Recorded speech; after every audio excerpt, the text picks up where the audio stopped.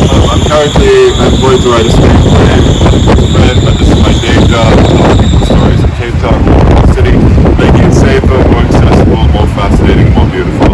Luckily, that's not a difficult thing to do. I don't keep coming back to the city and keep exploring it as it is. Is anyone like really familiar with Cape Town here? Like, let's Cape Town. Okay, you know that this is the city hall where we are? Step forward, guys. And that, Cape Town was founded in 1652. For more than 200 years, the city was just that. Between Bokaap and Bokaap, obviously on that side. What makes the Bo-Kaap special is that it was the first proper community outside the city's borders, so literally above Cape, above the town, and it was the first non-white area, as we call that. So in the same way as apartheid kind of divided all South African cities into white and non-white areas, the first prototype of that was this area for freed slaves at the end. What's amazing is that the people who live there today are still there from 250 years ago. It's 11 or 12 generations of people living in the same place. So they've made an absolutely unique culture, and it's basically where Afrikaans started. Like they have a new mural because of the 100 years of Afrikaans, like last month, basically, and we'll see that mural as we go on. So it's not just beautiful and historic, it is one of the most important places in South Africa. In a way, a lot of South African culture, a lot of Cape Town culture started there, and we'll get to explore it. It's amazing to think, by the way, there were once like 20,000 people just here. That was all of Cape Town. Now this city is 4.9 million people, leading in every direction after that. So small beginnings of that. Also, you might not realize that is the level of the sea 100 years ago. All of that is reclaimed land from the 1930s and 40s. So you can imagine literally being able to see the sea from here, where we are. It gives you some context of how things have changed. Anyway, I'm from Durban originally. I've lived in Cape Town for 11 years. Love the city. I grew up coming on holiday here. So my love for the city is both a tourist and a local now. If you have any other questions unrelated to the Bokaap and what we're doing, I'm not a chatbot. I'm not going to just repeat the same facts or things. So please exploit me mercilessly. We're going to finish the tour by, I'm going to drop you at the Bokaap Museum. I think that's where you guys wanted to go. Yes. It should be about 11:45, I think. Does that work for you? Fantastic. Any questions? Cool.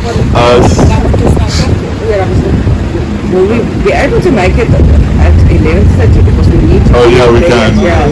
Don't worry, we'll cut it short then. Yeah. And then But it's not far from here, the museum. No. It's in the middle of where we're going, so we can I'll check the clock and we can rush through 1 or 2 stops to get there on time. So it'll work out. Don't worry. Thanks, guys. Follow me.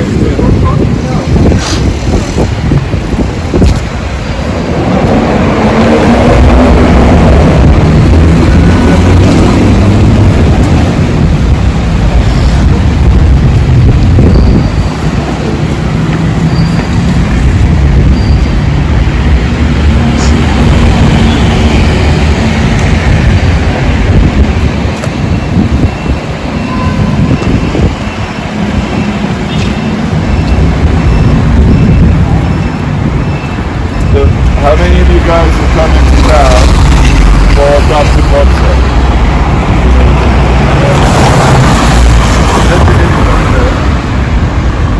So this is like 3 or 4 years ago. This is 15,000 people on this street marching up and down right here. What most South Africans don't realize is that the route that the parade takes through the city is the route that slaves historically took through the city. If you were a slave brought here from Malaysia, Indonesia, where the rest of the Dutch Empire was, you were landed in chains at the bottom of Abbey Street over there.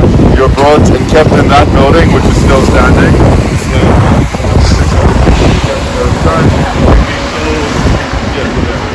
And also it was basically a rape center as well. Like officials who worked in town could just walk in and do what they wanted with people who were kept there. And there's a slave memorial on the site of where the market was, the auction blocks and that kind of thing.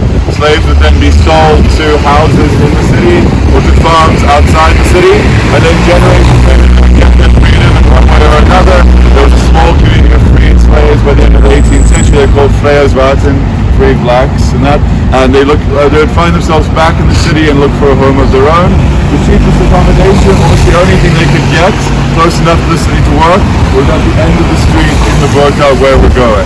So it's fascinating to think of the fact that for so many colored people in Cape Town and some people who live in the Bokaap, their history has been moving from the bottom of that street to the end of that street in 300 years actually. And when the parade goes through the city, it's recreating that journey a little bit. So as we walk up, get a sense of we're walking with that parade as we go up. What's also amazing is when we do this tour on like the 30th of December, we'll have like 500 people camped on the street that we have to walk around because they're here 4 days in advance for the parade. Also, it's not unique to us. Mardi Gras in New Orleans and Carnival in Rio are both like similar celebrations and from the same history of slavery. You know why it happens on the 2nd of January? That's Tweede Nuwe Jaar. That was the day apparently that slaves had off free as like their annual holiday. So imagine you have, yes, yeah, exactly. So think about that. You're 1 day off work a year and you get that celebration. Also, you've got February, April, you know why that is? Because the ancestor was sold in Church Square in that month, in April or February. So if you know someone, that's where that comes from that. It's amazing how casually we treat all of this, considering that. But it's rooted here in Cape Town.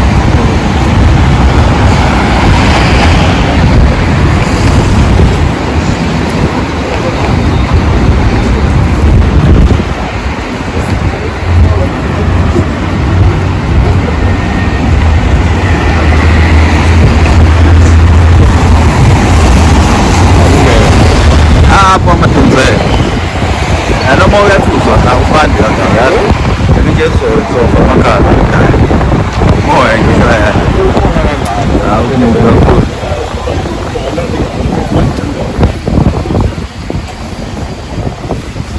Sian. Saya buka alam saya. Aku lah. Wah. Dah lah, apa tu ngai sian nak punya maksud.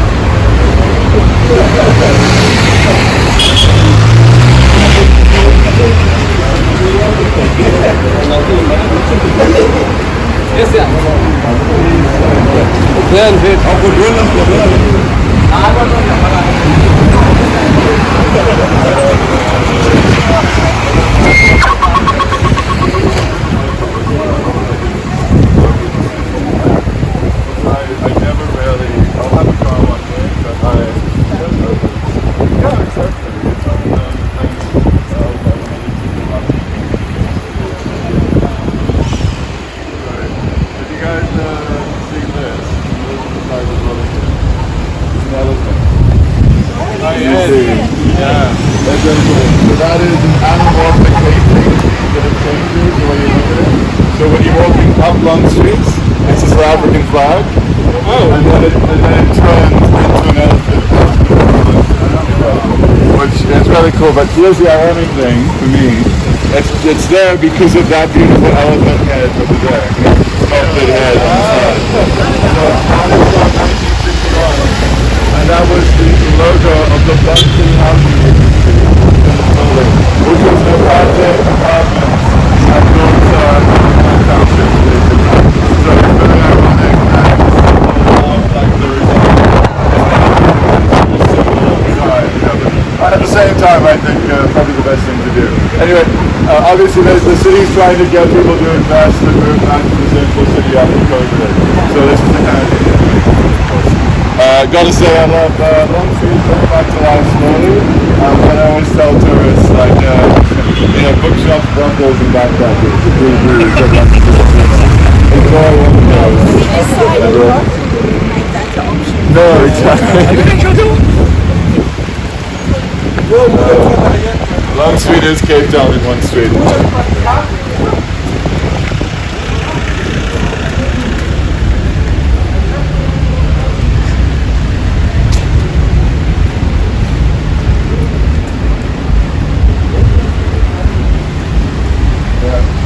I love the little horse's head you can see here. You see that?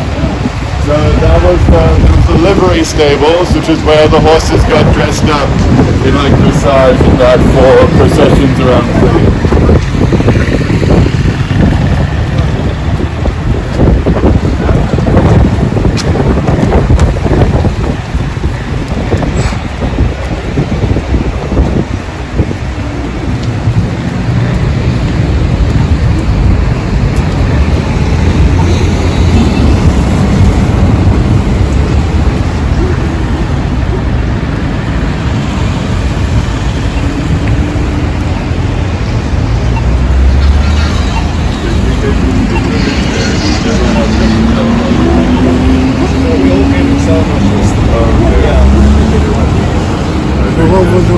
Occasionally like comfort.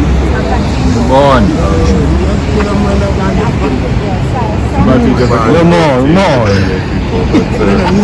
But this is already a good team. Mo'siya kakhulu into I shishela had khona. these Brazilian students. They were all like 13, and none of them really get that through the whole tour. And then I was like, why the hell would you book? You have a quarter at age 13.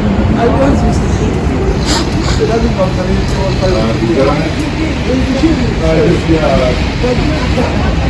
do it. It's like a second teacher. You have all the students that's your brother.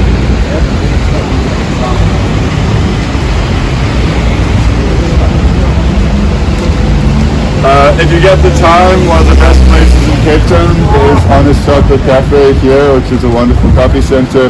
But also there's a famous speakeasy at the back called the Secret Gin Bar, which is like the best place. Yeah. So if you guys get the chance, probably the most hoity-toity and lovely. It's also an old Dutch funeral parlor from the 18th century that's been transformed into the gin bar.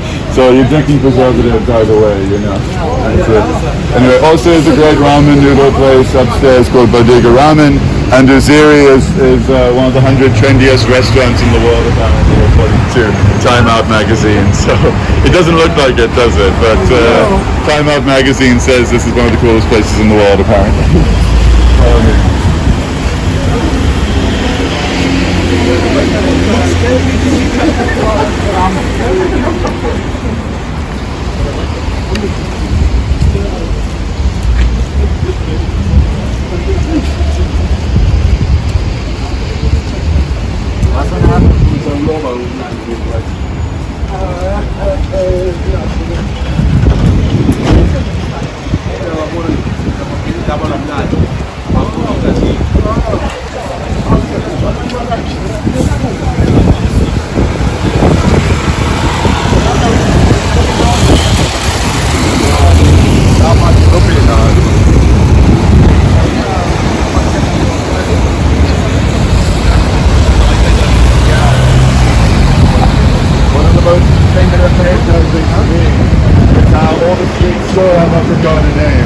But we say them in English through the accent, so we say it's Free Streets, you know, but Friestad. You guys know that New York and Cape Town were both founded by the same people. New York was founded by the Dutch West India Company, and it was called New Amsterdam. Cape Town was founded by the Dutch East India Company. So this is Broadway, Broad Street. So literally, like, this is called Broadway in the same reason why Broadway in New York is called Broadway. The irony is that building over there, the one with the pots on the side, that's the oldest theater in South Africa. It's no longer a theater, but it's amazing that like drama theater as an organized thing started in Cape Town in the street literally called Broadway. Yeah, exactly. Now it's just good restaurants. So I think theaters.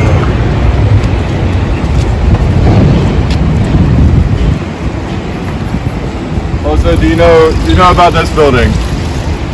The most open secret brothel, like high class brothel in the city. I'll say it as loudly as I want. No, the open one is on that side. This is it's open in the evenings. Do they actually stand in the window? No red lights and a security guard and that kind of thing. You can usually tell. You see people going in.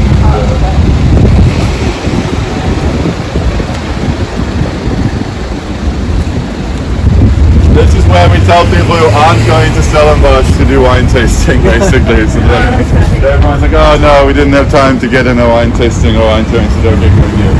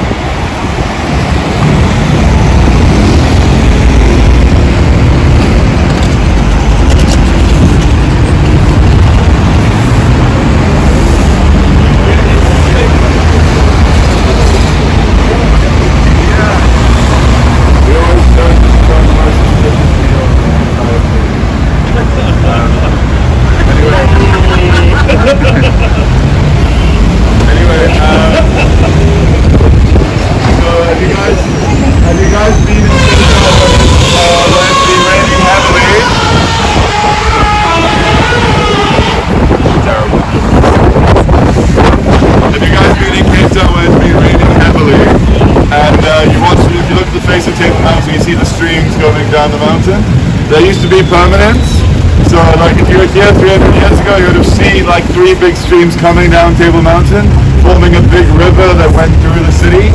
The Dutch split the river into 13 canals that went through the city. This street is called Bokaap, the outer canal. Exactly. So in other words, as we cross the street in a minute, we're actually crossing over an underground canal that was the border of the city. But you can still go under it if you want to. You can Cape Town tunnel tours. Yeah, so you just go by the castle, you go into the sewer basically, and you walk through the sewer up through the city. And when we have floods like the one that happened like 2 weeks ago, you often see like a few burst streets, and then you just hear like a river rushing under the city and that kind of thing. So my point is you can barely imagine it like a Dutch city, like in the same, I know in Stellenbosch there were a few kind of crux in that, but it was bigger here in Cape Town. Okay.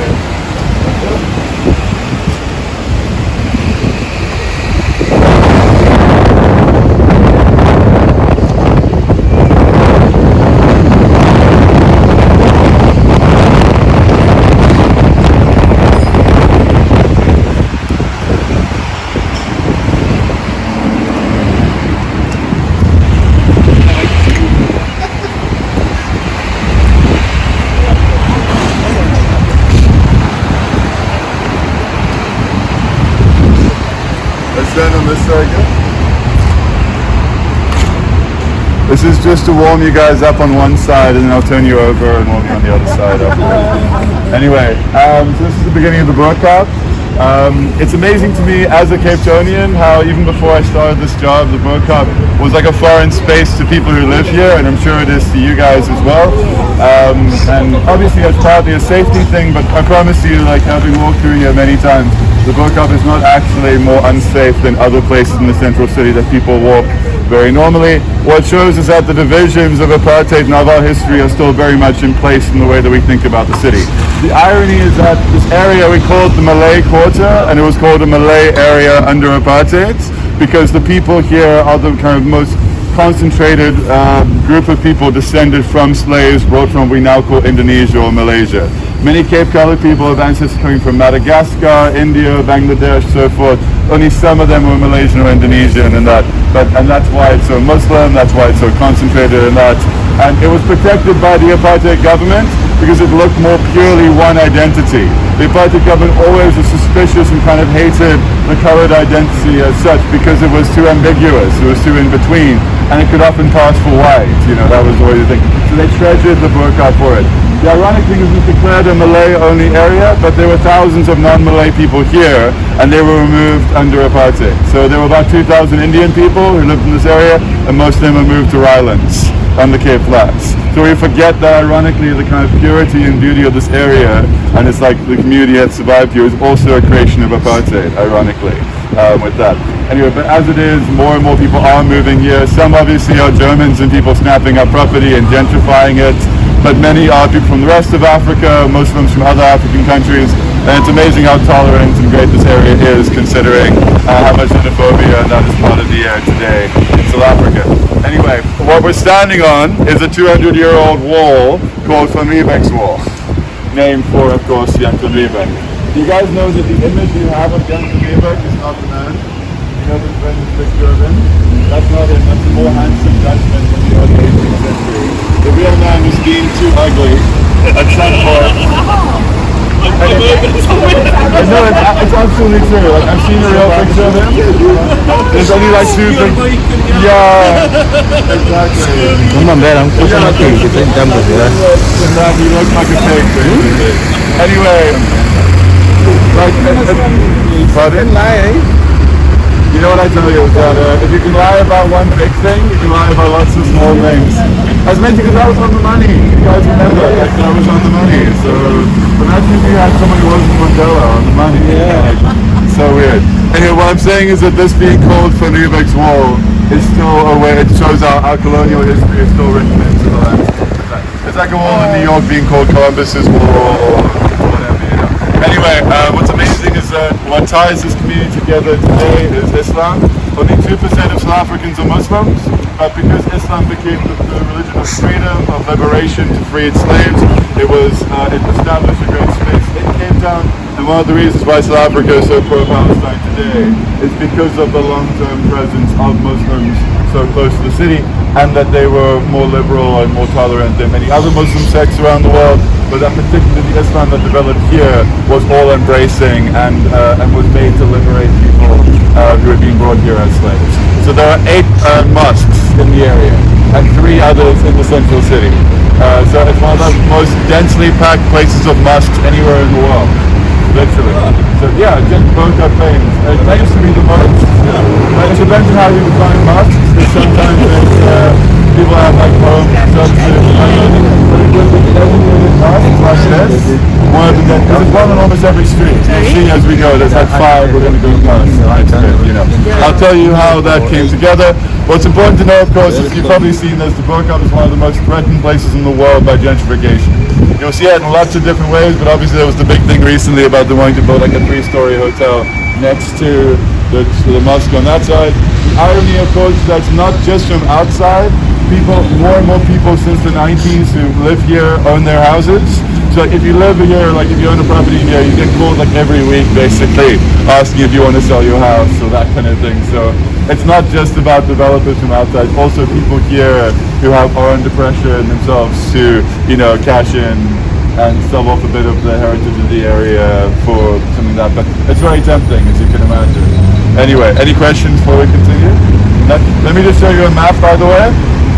So we get really self-conscious about, like exploiting this area because the people here want people to support local guides and that, and sometimes we can feel a little bit voyeuristic, like to kind of walk through a residential area. This is the Bokaap.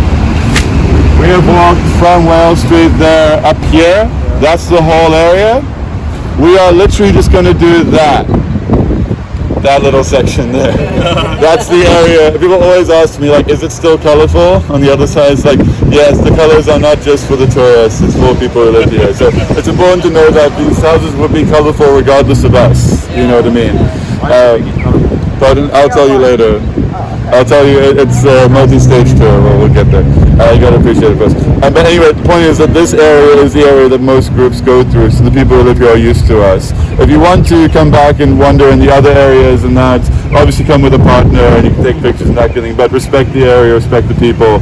And one of the reasons why they do make it so beautiful is to bring people like us to explore and enjoy. So appreciate it for what it is. Cool. Any other questions? Yeah. Far River wall, was there a certain reason for it, or just Yeah, no, it was landslides and water retention. So it's like the canal here. So slope this side. yeah, exactly. So it's to build the slope up so that water gets channeled right. So the Dutch were incredible civil engineers, you know. So it's amazing how much the Cape Town we know is a Dutch landscape, like the Company Gardens. Yeah, there were like 6 windmills in the city, like in the same way as the Dutch windmills, you know. So amazing to imagine it. Follow me.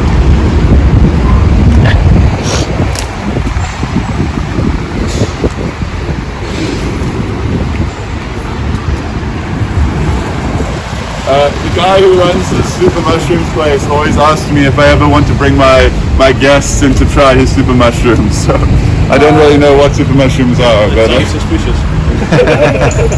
regular mushrooms do well for me, you know.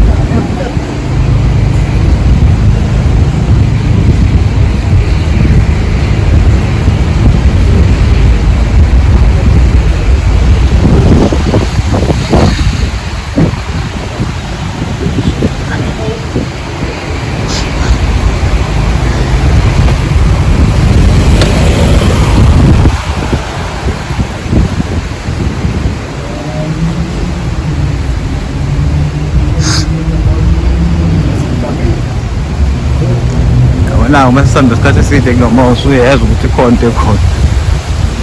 Ngifana nje ngabili. Hayi futhi ngiqoshile aphansi bayi ivest lekhiphe kujuka.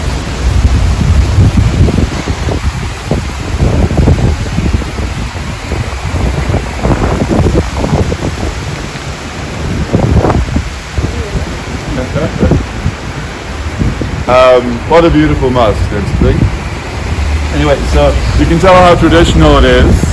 It's got the ladies' entrance on that side, and you see, there's only one day a year that women are allowed to walk in the same entrance as men here.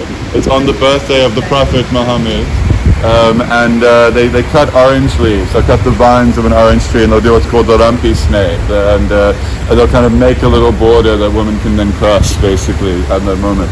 So this is the Awal Masjid, or first mosque. That's what it means in Arabic. This is the first mosque in South Africa, and possibly the first in the whole southern hemisphere, which is quite incredible. Also, for Muslims, your distance from Mecca is incredibly important. You know, all Muslims should try to go to Mecca, do pilgrimage, at least once in their lifetime. So, you know, having a mosque this far away from Mecca is a real act of faith, because you think about the epic journey it takes to get from here to Mecca in that time. What's funny to me here is it says established 1794. That's not true. So like the first big thing you read is not true. The reason why is that the Dutch ruled Cape Town from 1652 to 1795. Then the British took over and ruled Cape Town, South Africa for the next like 150 years after that. While they ruled Cape Town, no other religious buildings were legal. So in other words, if you were Catholic, Jewish, Muslim, Hindu, anything like that, you either had to rent a part of the Dutch church and have your services like under the surveillance of the Protestant Afrikaners, the Dutch Reformed Church, or you had to have illegal private ceremonies in someone's house or in a quarry or a barn or that kind of thing. So the reason why there are so many mosques here is they all started as private houses. They all started as someone's house where people would gather for prayers, and they were converted later. This used to be 2 different houses on this side, and they were consolidated into one. The reason why it says 1794 is that in that year, the properties on this site were bought by a freed slave, a man named Corridon van Ceylon, which means Corridon from Sri Lanka. From that. As far as we know, he's the first person of color and the first freed slave to buy property in Cape Town, which makes him a very important person in our history, of course. Anyway, he was already in his 60s, so he left it to his granddaughter to manage. Her name was Sachi van de Kaap, Sachi from Cape Town, you know, and she's called the mother of Islam in Cape Town. And my joke is that one of the reasons why the Bo-Kaap kind of stays in line is because the moms actually rule the neighborhood, you know. As you walk through, you can always count the number of moms who are looking at you like you're their children, you know, like kind of walking in the street, you know. And they really are a wonderful presence here. She leased it out to a man named Chuan Guru, who's kind of like seen as the Nelson Mandela figure of Muslims in Cape Town. His name means master teacher, Chuan Guru. It took me 4 years to memorize his name. I always used to have to run to read it on the side here and then come back. It's Imam Abdullah Qadi Abdus Salam. after that. You can see why. Exactly. Anyway, so you might not realize, but Cape Town only exists because it was the halfway point for the Dutch between Amsterdam and Indonesia, where the Spice Islands were. Batavia or Jakarta, which was the capital of Indonesia, was much more important to them than Cape Town. Throughout the 18th century, they conquered all the 14,000 islands of Indonesia and formed a huge spice cartel, kind of drug cartel of spices, basically. And one of the islands they conquered was called Tidor. It took them 9 years to conquer it because an Arab prince fought against them as a freedom fighter for all that time. His name was obviously Tuan Guru, that guy, and he was eventually defeated, captured, imprisoned, and exiled to the other side of the world, to Robben Island. If you guys have been to Robben Island, they'll mention it. There's a kramat there. That kind of thing. As I say, the most important thing about Robben Island, Mandela was not the first person sent there. It's been Alcatraz for 400 years, you know. Anyway, he spent 14 years in the island, so only 4 less than Mandela, and he copied out the Quran from memory 4 times while he was there. You don't need to know how long the Quran is to be impressed by that, but also you need to know Muslims. Anyone who can memorize the Quran is seen as an especially holy person, and that he is said to have made only 3 spelling mistakes, which I think is very funny. Like they said he still made spelling mistakes, you know, but only 3, you know. If you walked into this mosque for like 200 years, up until 2008, you walk past a case where the Quran that he had transcribed was kept open up as a relic, you know. So essentially he rewrote the Quran and remade Islam for South Africans, for the people here. He was released in like the late 1790s, and he was already 76 by then. So he had a choice. He could either go back to Indonesia and live his last days under Dutch rule there, or he could become a kind of religious leader in Cape Town. What he realized is that the community on the hillside here that was taking occupation of these cheap houses, they were cheap at the time. Not now, yeah. Well, cheap rents, let's say.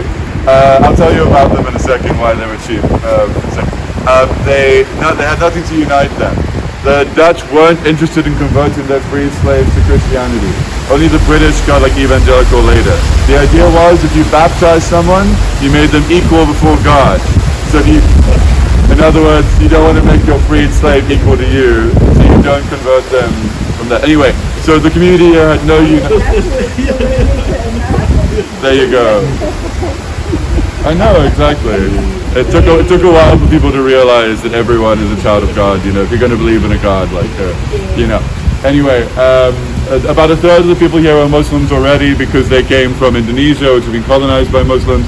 But Tuan Guru decided to bring everyone under one faith, and he did that by opening the first free public school in South African history in this building. Incredible to think of that, right? The first free school ever in South Africa was a madrasa. It was teaching the fundamentals of Islam to the kids here. He ended up with 500 students within 3 years. Can you imagine one 76-year-old man trying to wrangle 500 boys into this building to try to get them to memorize verses from the Quran, you know?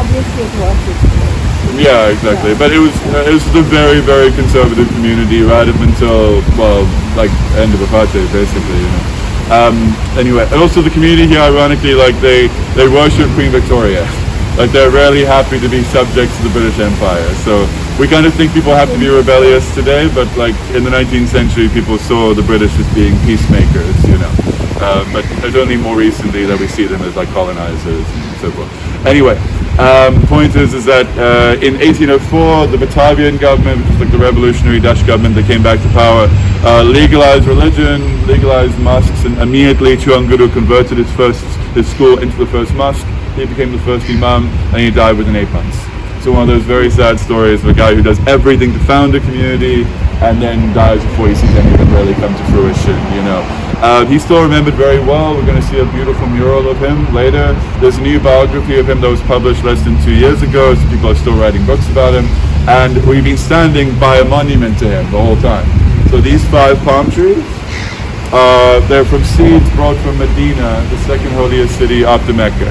So, and they represent the 5 pillars of Islam. So for Muslims, they have 5 virtues that their faith holds together, you know. Anyway, do you know where palm trees come from in Cape Town? Because they don't come from South Africa. It's either property speculators who want to make apartments and sea points and so forth look better. And they've been doing that since the 19th century, like to convince Germans and so forth that we're a tropical place to live. Difficult. But I mean, okay, maybe Clifton Beach on certain times of the year, yes, but not right now. Or it's Muslims who have gone on pilgrimage. So they bring, many Muslims will bring back a seed or that from their journey. And so you see palm trees throughout the Bo-Kaap and every Muslim area in Cape Town that speaks to that history. I think it's really beautiful when you think of it, you know. Anyway, I used to finish that section of the tour here, but then there was a guy who works in this building. He used to come out and stand behind my group while I was doing, and he would stroke his beard and just like look at me. And yes, yeah, exactly. So he did that 3 times, and I was like, oh no, is he, checking on me? And I asked him, did anyone do the rest of the tour? You know, and he said, no, I'm the Imam of the mosque. I know everything. So he was fact checking me. But you see, I asked him if I did okay. He said I did fine. So you can trust everything I said.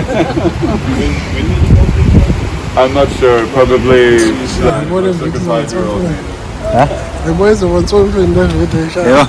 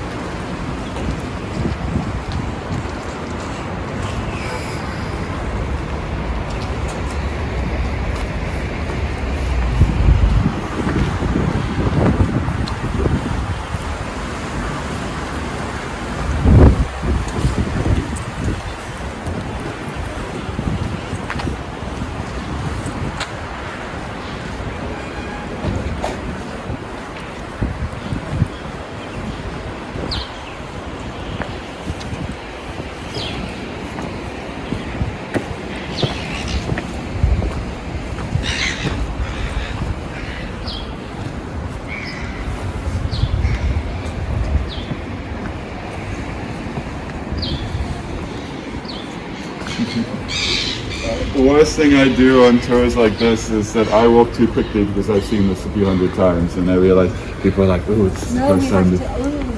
Have to make your own. Sorry, standing here, guys, I want to show you this. Follow me. So I think this is very funny because it looks like it's a windowsill that's been filled up. It's not. It's they've stripped away the paint. Stand to the side, guys.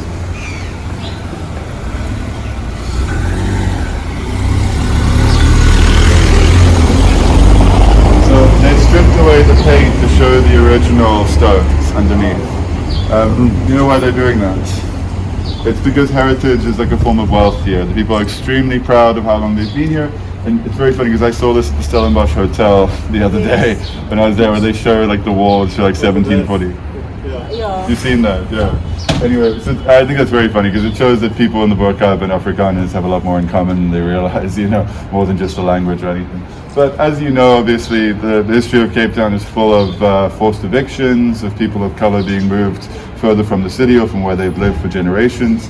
So showing this is partly a testament to like, we've been here for this long, we'll still be here. But also it's a signature as kind of like bragging rights to say, I live in an original building. So if you look here, the buildings are beautiful, but some of them are actually recreations or ones that are filled in between. Can you see? So that one is a more modern one that's being fit in between the other two. So, can you see? No, this one here. So you can see it's sticking in between, and those are originals on either side. So having this is saying, like, but I live in, an original house, exactly. So what these houses are, by the way, just to show you, have a look at my map here. So you might already know about Cape Town exists because of the spice trade I mentioned earlier. You know why spices were so valuable? If Europeans really liked the flavor, they would have put it more in their food, of course. But Exactly, I was wondering. no, it was because it preserved meat. So before refrigeration, if you wanted to not eat rotting meat for half the year, you had to get spices. And so for many, many centuries, spices would travel across Asia to Europe, and the Ottoman Turks and that kind of blocked the routes. And so the Portuguese and then the Dutch started looking for other routes around the world to conquer the trade that way. And the Portuguese found the way around Cape Town, and the Dutch kind of stole it later, and they made a big empire. It's true, they literally stole the route. Anyway, Cape Town exists as the halfway point because it took like 3 months to get there, and another 3 months to get there, as you can imagine. So, yeah, it was a pit stop, literally. What's funny is that Dutch and British people who stayed in India and that would often get sick after years there, and they'd come and recover in Cape Town and then go back because Cape Town was good for the health, apparently, which I think is quite funny. Anyway, so in the same way as you have digital nomads today, in 18th century in Europe, you had a lot of people who would go and give half their lives to go work in this side of the world, on that side, and many could only afford to get to Cape Town, and then they'd work here for a few years and then get to that. So these are what were called huurhuises, rental houses. They were 18th century Airbnbs, basically, because they were outside the city and they were made cheaply and quickly. And at the end of the 18th century, the Dutch East India Company, the VOC that founded Cape Town, fell apart. It was the Amazon of its time and equally corrupt and evil, and in its own way. And the British came in, took over, and these houses were left empty because there were big wars happening in Europe. And so at the same time as these were empty, there was a lot of freed slaves who needed a place to live. So they gradually occupied these houses because they were cheap because they were on the hillside. Always fighting about ownership. Yes. But yeah, it was so long ago as well, and so you can see. Anyway, point is, I just find it incredible when you think about it. This was the people who live here now essentially just migrated here into colonial, like transitional housing 240 years ago, and they're still here after all that time. And all these buildings from like the 1780s, 1790s, and they're still. You know why they're so brightly? I'll tell you why they're colorful later. But you know why they're so bright? The city sponsors repainting. So if you own a property here, you can ask the city to give you free paint to paint. So you can see how well they're all kept, because I mean, you would keep your house well painted if you just got free paint to do it, But it's part of the heritage value. It helps the city. Not all of them. What, the colors? No, not all of them. Some obviously, some are being repainted and that. They get repainted all the time. I don't know how that they decide on colors, by the way. I think people just like their color and then they go with it, But there is some collective, people try to find their own color so as not to copy someone else's, basically. So that's why it's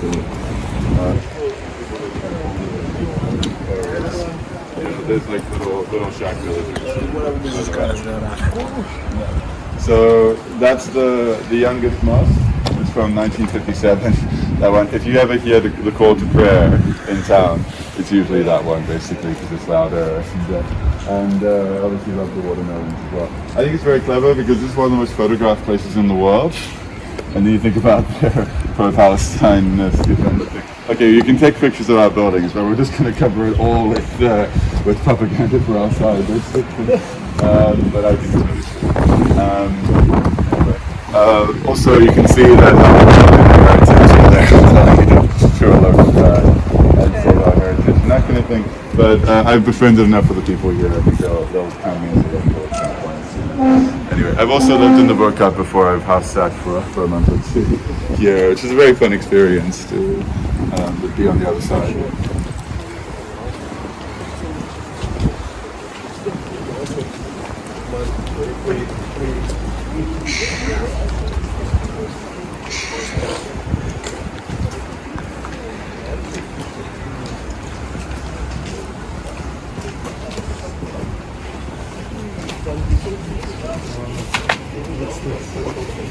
So, just to show you guys how much people split hairs and get obsessed with little details here. One guy interrupted me in front of a whole group for 10 minutes here last year to tell me that I was lying to tourists by saying that this was not the oldest building in the Bokaap. The oldest one is actually the museum, which you guys are going to go to, but this is the oldest property because the foundations of it, can you see, the farm on the side of Signal Hill that was subdivided. It was called Scotchclough, the Scottish Gorge, because there was a Scotsman who bought the property in the 1740s from that. But anyway, the point is everything we've seen is subdivided terraces of a fruit farm and wine farm that was on the hillside here. You can kind of see that if you look down. Can you see? It's like the terraces, yeah, literally of a wine farm. Can you see? Anyway, but the new property on top, the foundations of that are only from like the 1820s onwards and that. But literally kind of arguing about that took us 10 minutes from that. But the reason So we is... need to leave before he comes out. Exactly, this time. Let's No, move I'm ready for him this time. I've told you guys, you can fight with me. You know. It was very sweet. There's about, I think about like 10 people live in this building. Oh, they do live. Yeah, loads of people live around Somebody here. live. Yeah. It's quite sweet. The Bokaap can be so busy at times, and then like this time, obviously everyone's at work or everyone's in, you know. There's 3 little girls who live here who play in the playground over there, and then occasionally they'll come and sing "Welcome to Cape Town" to everyone sweet, this man. week. But they don't know when it's like locals on the tour or not, you know. Anyway, so yeah, this is a very rural community. Right up until like 30 years ago, you still had goats and donkeys, and that was like Grahamstown basically. Wandering through. What's amazing is that Cape Town was like Stellenbosch or Franschhoek right up until 200 years ago. Every single suburb in Cape Town is named for the giant farm that was on the site. I live in Frederhoek. Frederhoek was a dairy farm. You can literally, Tamboerskloof was a wine farm. There used to be 250,000 grape-bearing vines around the valley. Can you imagine drinking wine pressed around here? What happened was is that when the gold fields were found in Johannesburg, the city's population tripled in 20 years. Can you imagine? We went from 49,000 to 176,000 from 1881 to 1904. So you can imagine just all those people absolutely crushing that entire kind of rustic world here. But you can still see traces of it. Do you guys know why the noon gun fires at midday? You guys know about the noon gun? You know about the noon gun. So it's been fired for 220 years because it told ships anchored in the bay what time it was locally, so they could sync their clocks. Oh, that's interesting. So, because you know, why do you have to sync your clock when you're at sea? Because you navigate with it. Before GPS, but GPS still uses time. Because you know minutes and seconds east or west of Greenwich Mean Time. So you arrived in Cape Town and you checked the sound and you're like, oh, it was 3 seconds off, get it right. Because otherwise you would hit a rock and die, you know. So anyway. 0.0. Yeah, exactly. And right in the middle, exactly. Anyway, also follow me over here. So what I love, of course, is that we don't fire the noon gun for any reason other than that it's fun, and we've been doing it for so long. Of course. No, so it's kind of yeah, you know where the signal for the noon gun comes from? It comes from the observatory in Oz. So the official, which was the Royal Observatory and the South African Observatory, and that still sends a signal every day through a wire that gets to the noon gun up there. So every time you hear the cannon, you're hearing a little boop that's coming from the other side of the city. So there, you know. You can still time it, yeah, exactly. Anyway, so do you know what Tamboerskloof means, literally? That tambour is like a drum, basically. Those drummers gorge or drummers, I think. So Tamboerskloof, which I always find it funny, I tell tourists to walk between Tamboerskloof and Bo-Kaap because they're less than 5 minutes away from each other. But Tamboerskloof is German town, German school, all of that, and Bo-Kaap is the Malay quarter, and it shows how the differences are still built into. Walk here back to Bo-Kaap. Yeah, are you staying in? Which one? Fire and Ice. Oh yeah, you're right here. You can walk back. Yeah. But no, Fire and Ice is it's literally it's totally close. Anyway, so why it was called Drummers Gorge is that I want you guys to imagine being here 300 years ago, and then looking up at the hillside there. This is where people jump off the mountain now to paraglide. Oh, Up there, if you were wondering. the ones you see in Seaport. Yes. So they jump by Lion's Head side, and that's those are the ones who come on that side. And if you were here 300 years ago, you would have seen a 16-year-old boy whose job was to stand on top there with a drum under his arm and watch the horizon for ships coming from the east side of the world or the west side of the world. Okay. Can you imagine? Wow. And when he saw the ship, he'd know that it was coming into the harbor, to the bay over there. And so he would start banging his drum. The signal would go out, it would go for like within half an hour. Every farm within 10 miles, even like as far as Stellenbosch, basically, within a bit, would know that a ship was coming to the harbour, and they'd all load up their wagons with produce and fruit, and then trundle down the street here, all from every farm, and then get to Green Market Square in the centre of the city. So by the time the men had got off the big boat onto the small boats, come to the beach, gone up through the city, and there would already be a giant fruit and veg market waiting for them in the center of the city from the spotting over here, which I think is incredible. Did he Right? live up there? No, it was He just actually came down every day. yeah, exactly. But people were more What agile at is that his ship going time. in the middle of the night? Exactly, but it would be shifts or that, you know. But Yeah. but just imagine that as a job, like being the signal drummer, you know. But my I joke. won't complain again. My joke is that we still do the same thing today. When we see tourists, we bang the drum and then we put up the whole souvenir market in Green Market Square. It's just different gifts for different travelers, you know. So has anyone heard any reasons why the houses are so colorful here? Has anyone told you why? So this is the most common lie in in tour guides, because obviously in the 2000s that tour guides were asked this all the time.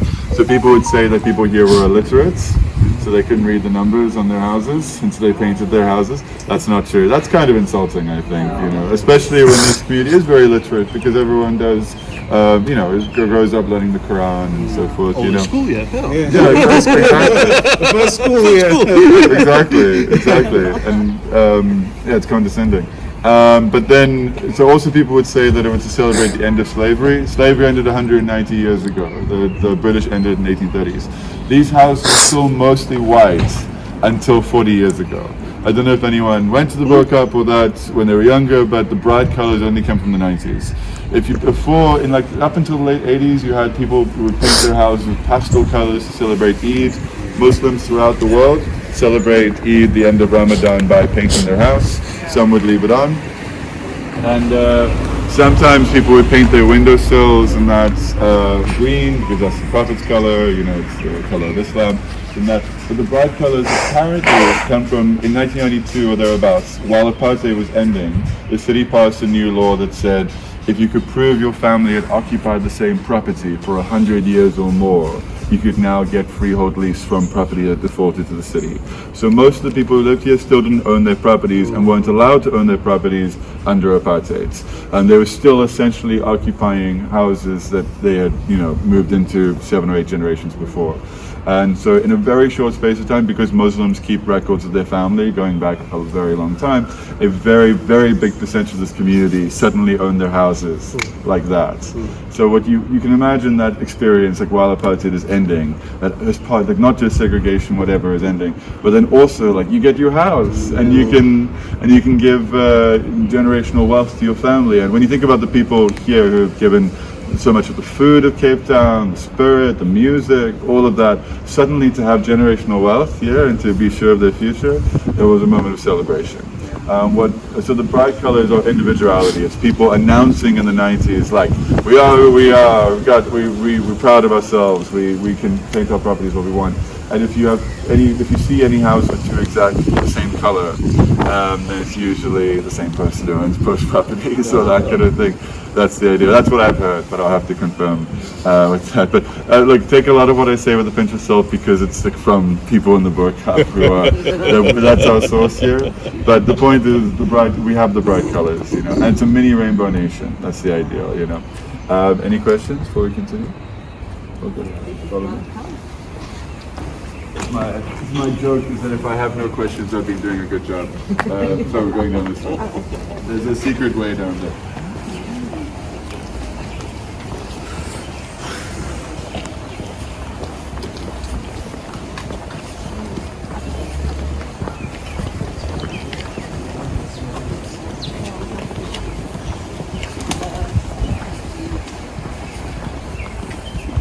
I love the view. Can you see? So, such a combination of like very old properties and new luxury apartments. And that, I think some of the people living there are people who grew up in the Bokaap who've made their money elsewhere and they moved back home and built their thing there, you know. It makes sense.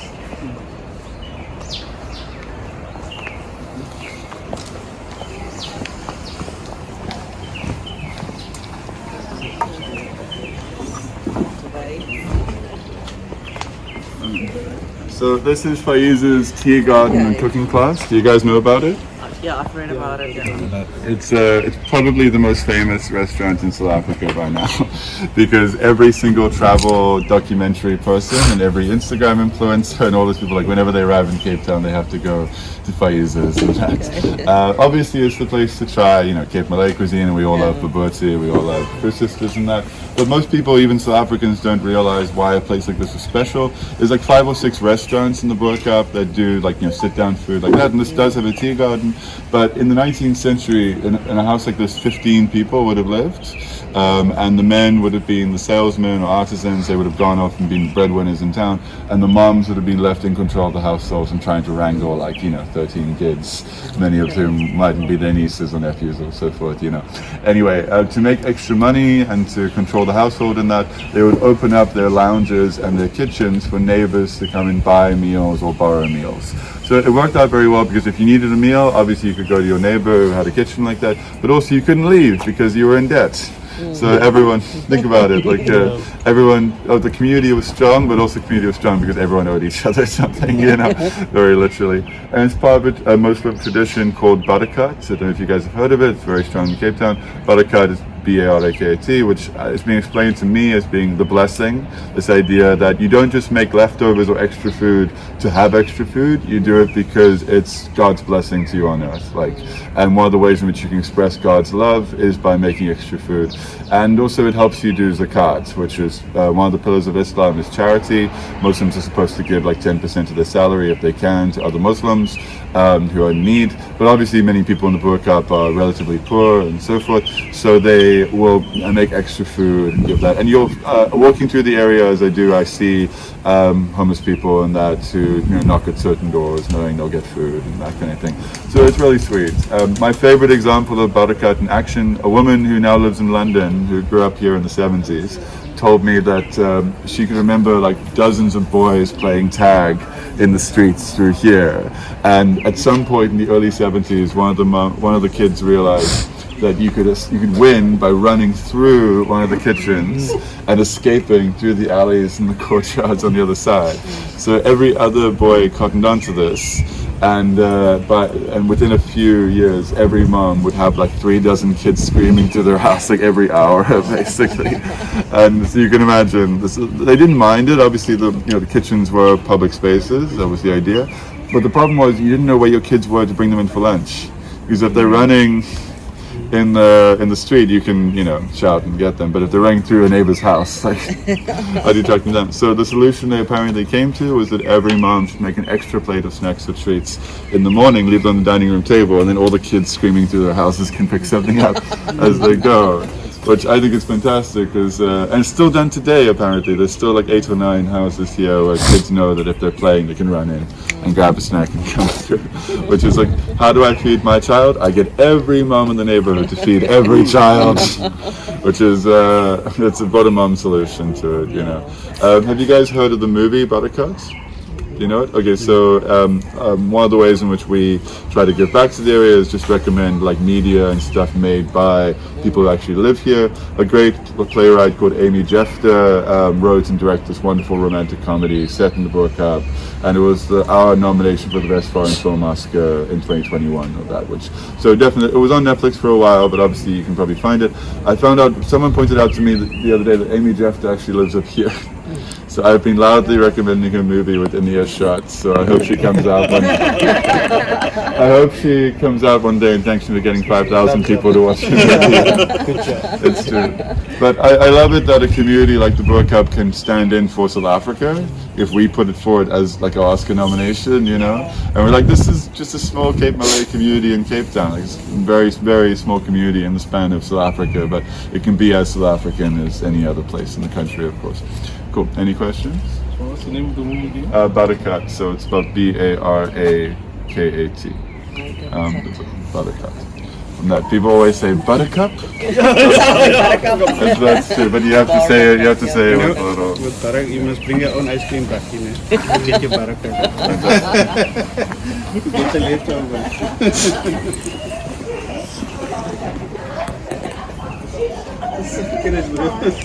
A friend of mine lost a jacket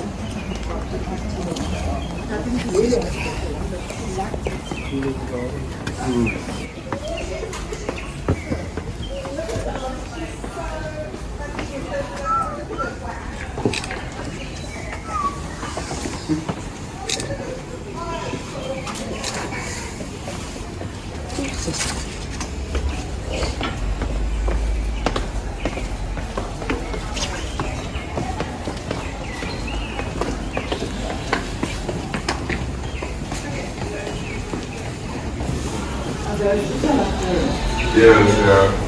So it's very funny to me because like this is not season, this is the exact opposite of season. We're very grateful to you guys to keep us alive in July. But Brings a lot of tourists, yeah, but it's and so in general, I think the patterns are changing. So they used to be purely up and down, and now you get a residual number of people staying in Cape Town. Because I also realized that this is not that bad compared to Europe or England, Anyway, so that is for. Oh, they're asking. Oh, that's one of my fellow guides. That works out. Anyway, so this is apparently the second most photographed streets in South Africa, which you can probably tell. You know what the most photographed street is? Are there any Joburg people here? So Vilakazi Street in Soweto, where Mandela and Tutu both live. Is that? So I haven't been there, but apparently it's about like 40 tour buses a day. That just like, you know what I mean? But it's pretty bad. They've actually stopped tour buses here now, so which is really nice because they don't need them, of course. Anyway, so okay, so we're getting towards now.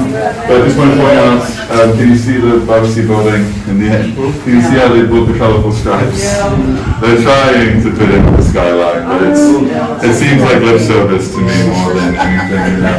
Also, another thing here is Discovery, the health insurance company, just recently did a brochure with those houses on it, like for no reason, just to have it as their imagery. And I've had a few people from Joburg and Durban do this tour recently, and they were like, oh my gosh, Discovery houses! That's what they know it for. It shows how disconnected Cape Town is from the rest of the country and vice versa, Anyway, before we carry on, have a look at these beautiful pictures. Is it a work day for you guys? Anyway, these are not for us as visitors, these are for people who live in the area to have a kind of family photo album to connect them to the heritage. Hello Marie. Marie defected to the other side. That's our rival street gang. Anyway, have a look here guys. So this was painted by an Iranian artist who stayed here 20 years ago with a few people who live in the area.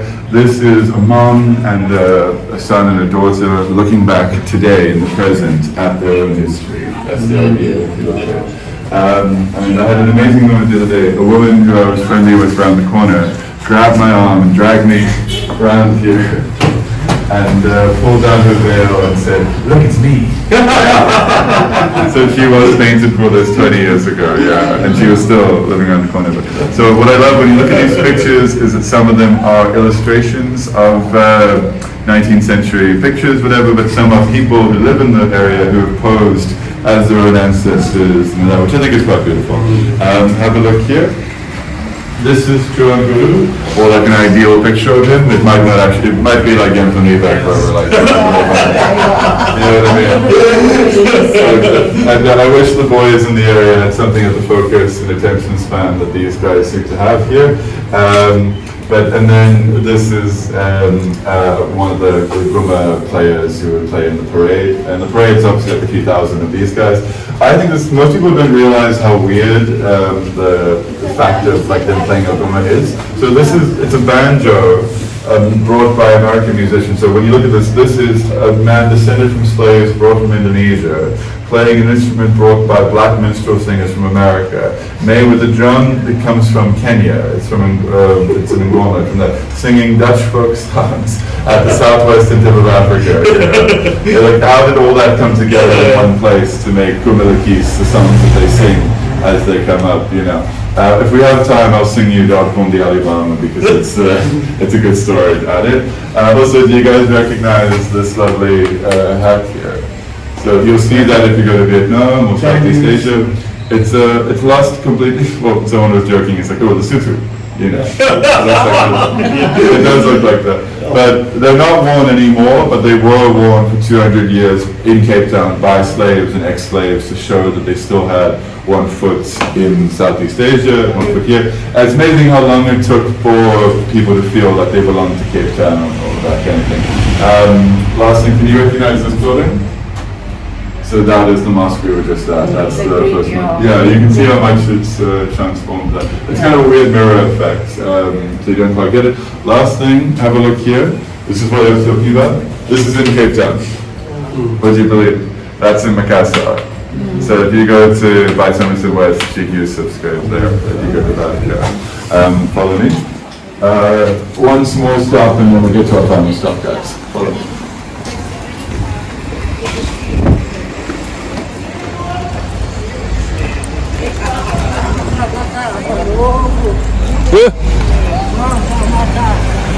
Haya bada man. Ngikumbula liko full latin.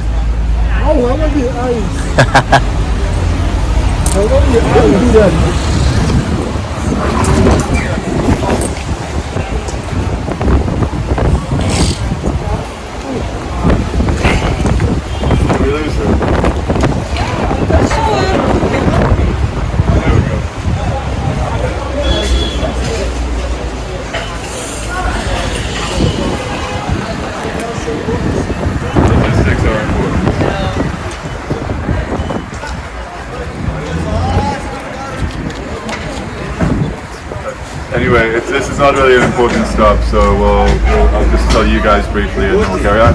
Anyway, after this trading company, I think is a greatly symbolic and beautiful spot. Firstly, it's one of the only places that like middle class people in Cape Town come to. Like this, so they might not come to the Bo-Kaap, but they definitely come to Atlas. And also like one of the 10 best spice stores in the world, basically. Almost all, if you buy spices from anywhere else in Cape Town, you're actually buying from them, technically. And you can see the sheer variety they have. I think it's beautiful when Cape Town was founded for the spice trade, and the people who live here are the descendants of people who were traded and sold like spices, and now literally the best spice store is here. And that is it's kind of sweet given that history, you know.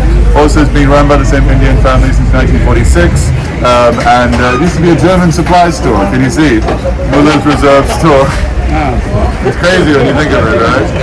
Anyway, also shows the transformation of the area as well. Cool. How are we doing? We're good. So we're just going to finish now. Is that okay at the thing? At the museum. At the museum. I'll leave you guys at the museum. Is that cool? Fantastic. Last, you can go from there. Cool.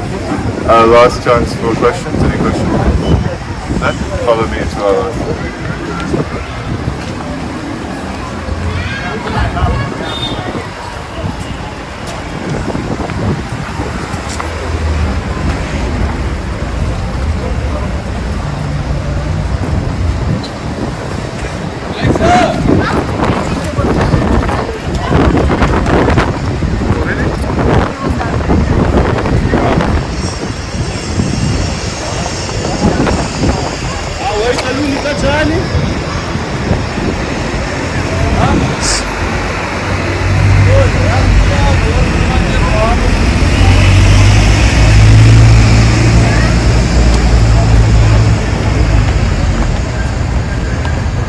The museum.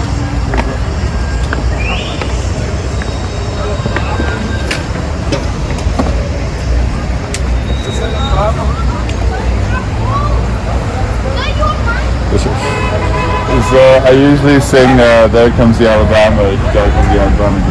The car guards sometimes join me in the background and that, but they get angry at me because they want me to play them like protection money or that kind of thing. And I'm like, no, I'll pay them if they sing for me, but I won't. It's because it's extortion. It's all the, anyway. You want to sing? You want to sing? I'll do it. I get it. Special one for you guys. Anyway. Told you. Anyways. So people don't often realize if you'll go explore the Bo-Kaap Museum, but this building is actually the oldest unchanged private residence in South Africa. In other words, it looks exactly as it did in 1768 when it was built. Obviously there are older buildings, but what I mean is that walking in here is the closest thing to walking through in that time, which is incredible if you think of it.